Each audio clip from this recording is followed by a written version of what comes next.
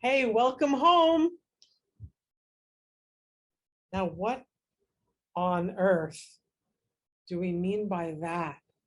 Welcome home. It's a huge subject, and sometimes the moment we say the word home, what greets us is a kind of wrenching pain because there are a lot of healthy places inside of us that actually know exactly what we mean by home. We know it.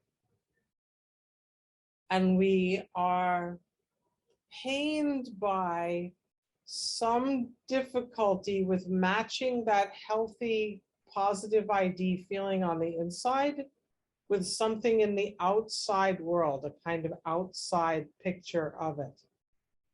I think that's a roadway to destruction, personally. I do, however, want to emphasize that at the root of the pain that we often feel when we hear the word home is a doorway in another direction, a doorway into honoring and investigating and possibly nesting in further. What is it that I know in my body? What is it that I know from an incredibly long line of ancestors who had many, many experience and who passed it on to me, sometimes in the form of a yearning and sometimes in the form of a really good exhale, a feeling about something called home. The confidence in our knowledge of this inside as a body state is very, very important. I suggest that some of the people who are most at home and know best what the feeling of home is are nomads,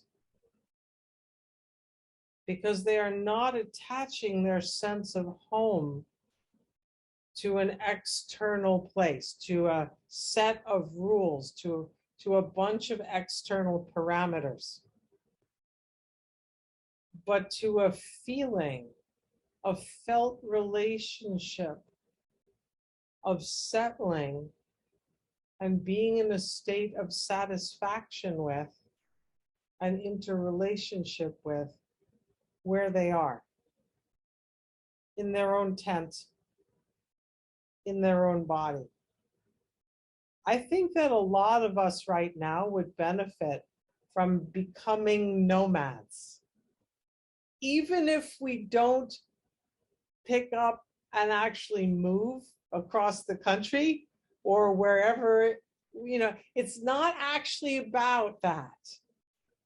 There's an internal state of being a nomad that makes home an internal responsibility for creating relationships to where we are, that I think it's actually time for in our exploration of what is home really.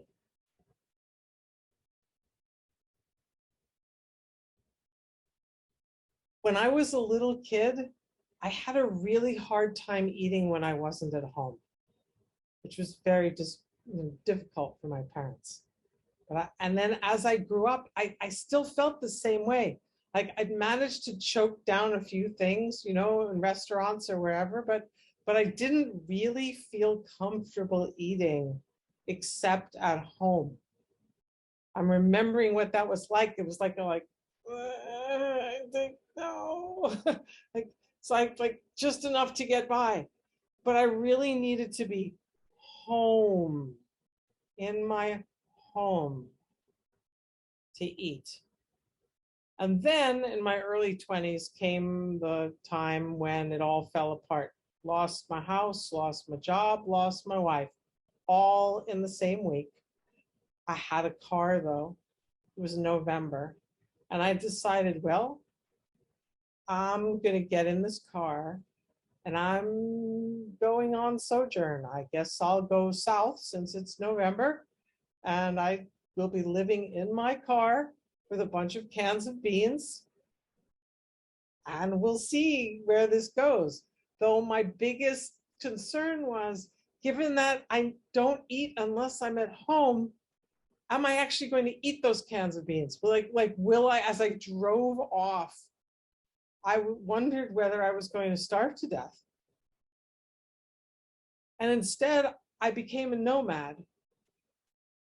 And I had a revelation of home as being where I am in my body. This is my personal tent that I took with me absolutely everywhere.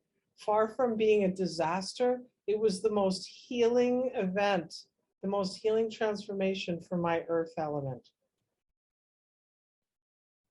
We are at a time globally where we need to give up small, entitled, rigid notions of comfort and home, which absolutely does not mean giving up notions of comfort and home.